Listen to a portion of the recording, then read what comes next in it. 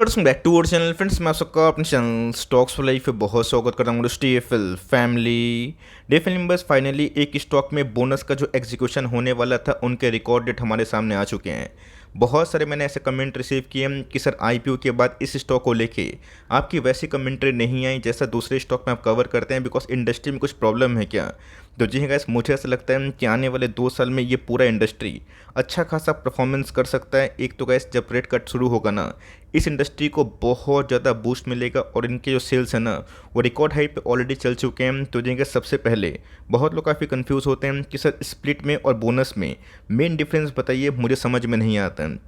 तो जी gas, split में ना आपके रिजर्व से पैसे खर्च नहीं होते, कंपनी के रिजर्व से पैसे खर्चे नहीं होते हैं।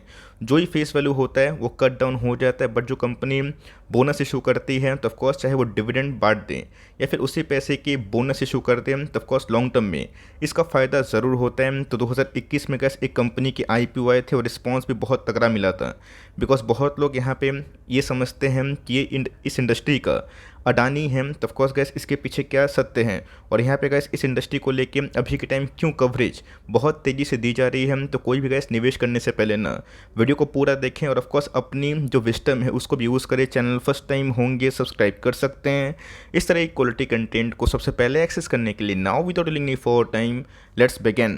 पहले गैस जो बोनस का एग्जीक्यूशन होने वाला है कैसा होने वाला है, मतलब आपको एक शेयर मिलेंगे, one new fully paid equity share, एक के बदले मतलब 1:1 का बोनस, मतलब आपके एक शेयर डबल हो जाएंगे। लेकिन दोस्तों उसी अनुपात में प्राइस भी डिक्लाइन हो जाएगा। तो जी गैस फाइनली इस कंपनी ने फ्राइडे 26 मई को उस रिकॉर्ड डेट को अनाउंस कर दिया। इसका मतलब ये है कि रिकॉर्ड डेट के एक दिन पहले एक्सिट होते हैं, उसके एक दिन पहले परचेस करते हैं तो ही आप बोनस के लिए एलिजिबल होंगे। बट गैस प्रश्न इधर पे ये नहीं है कि कंपनी ने बोनस दिया शेयर मल्टीप्लाई हो जाएंगे, तो आंख मूंद करके भरोसा करके निवेश करना सही होगा। लेकिन इसी बीच में देखना है कि इस फाइनेंशियल ईयर में कंपनी का जो नंबर्स है वो कैसे हैं और आने वाले 2 साल में इधर पे गैस एमडी ने एक बहुत बड़ा दावा भी किया था।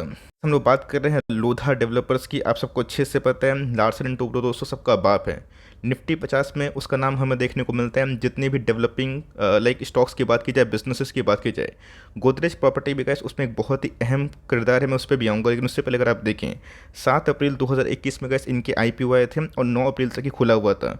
रिस्पॉन्स तो बहुत ही अच्छा था, बिकॉज इस फेज़ में गैस मार्केट में एक सॉलिड बुल रन का माहौल देखने को मिला था। बट इसी बीच में इस कंपनी ने भी बहुत ही अच्छा सरप्राइजिंग लाइक जो मूवमेंट है स्टॉक प्राइस में उसको विटनेस किया था। सबको अच्छे से पता है कि जो डेवलपर ऑफ कोर्स थोड़ा सा बेनिफिट पाते हैं गवर्नमेंट की स्कीम का, एक ऐसी चीज़ जो उनको थोड़ा सा सबसे अलग बनाती है उस इंडस्ट्री से, उसमें दोस्तों मैक्रोटेक डेवलपर की बात की जाए, बहुत ही चर्चित और बहुत ही फेमस डेवलपर हमें देखने को मिलता है। लोधा का नाम कैसे आपने सुना भी होगा। अगर आप देखें एनएसई पे, बीएसई पे जो कोड यूज़ होता है लोधा के नाम से दिखाई पड़ता है। रही बात नाम क्या है पूरा एक्चुअल, उसका नाम है गैस मैक्रोटेक डेवलपर।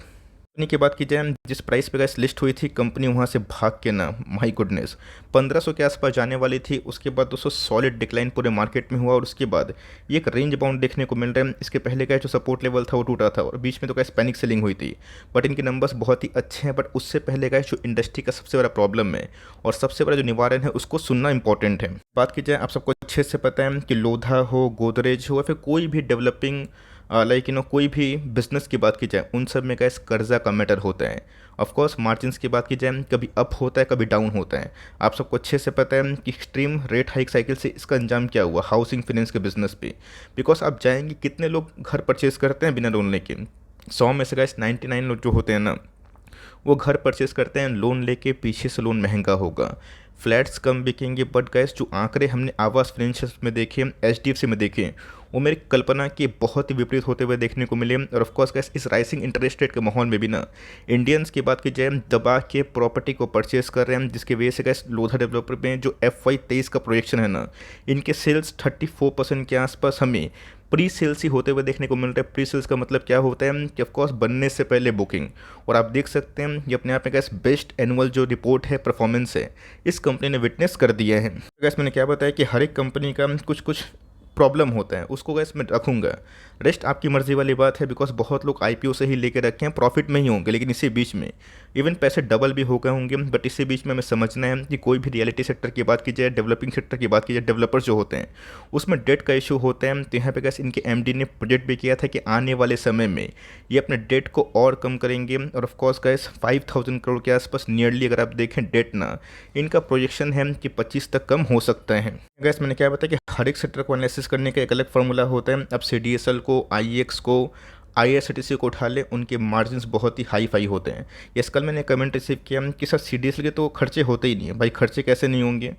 क्या उनके एम्प्लॉयज़ काम नहीं करते हैं? क्या उनके ऑफिसेस में, दफ्तर में क्या चाय कॉफ़ी या फिर बोनस वोनस इशू नहीं होता है कंपनी के एम्प्लॉयज़ के लिए? वो होता है दोस्तों। उसको छोड़ के जो मार्जिन वाले बिजनेस होते हैं ना, जनरली बहुत ही अच्छा प्रॉफिट कमाते हैं। लेकिन ऐसा नहीं है कि लो मार्जिन बिजनेस से पैसे नहीं बनते हैं। ऐसी बहुत सारी कंपनीज हैं जो लो मार्जिन करती तो हैं, बट थोड़े का स्टॉक डिक्लाइन होते हैं। बट जो अच्छी कंपनी होती है और जिसमें एक्सेसिव कंपटीशन होती है, उसको कट डाउन कैसे होता है, कॉम्पिटिटिव एडवांटेज कौन सी कंपनी को मिल रहा है, इसको एनालिसिस करना भी वेरी इंपॉर्टेंट है। तो 43,000 करोड़ के आसपास की मार्केट कैप है। एक साल हाई की बात की जाए, रिसेंटली गैस 1191 के आसपास आया था और उसके बाद गिरता हुआ देखने को मिला।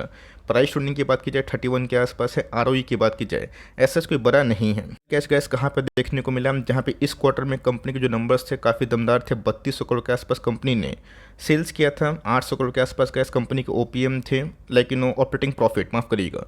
OPM की बात की जाए 24% के आसपास है। और रियली गैस ये बहुत ही कम इस सेक्टर के इंडस्ट्री के लीडर्स में देखने को मिलता है, बिकॉज ऑपरेटिंग मार्जिन गैस हमेशा से इनके बहुत ही कम होते हैं।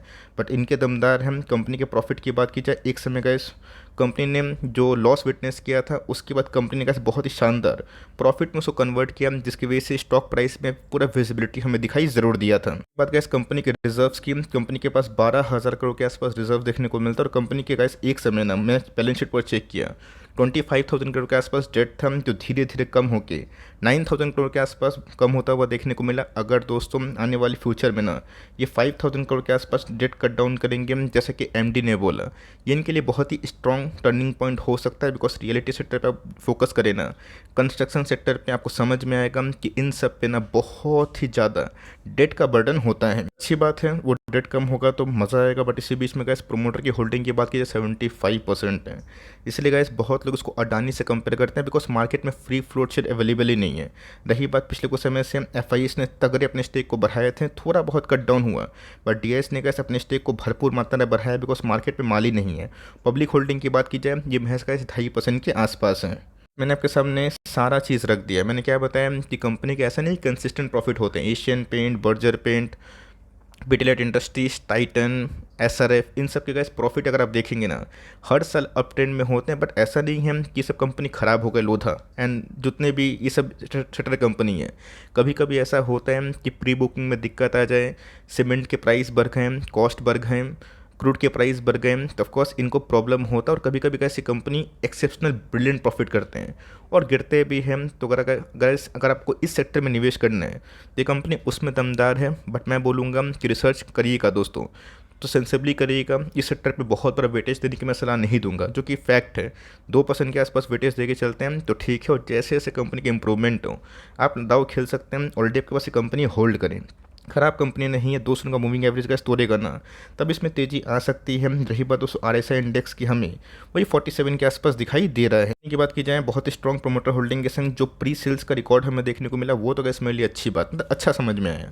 अगर आपके पास ये कंपनी होल्ड करे, रिकॉर्ड डेट्स, क्या कंपनी की फाइनेंशियल्स है, क्या प्रोस है, क्या कॉन्स है, मैंने एक वीडियो के माध्यम से बता दिया। आपका क्या व्यू है गैस बताइएगा, और आपको कंपनी कैसी लगी और ये सेक्टर कैसा लगता है, इसको भी राइट डाउन करना कमेंट बॉक्स में ना भूलिएगा। तो गैस मिलते हैं जल्दी ही, तब तक के लिए bye. Thanks for listening friends, God bless you all.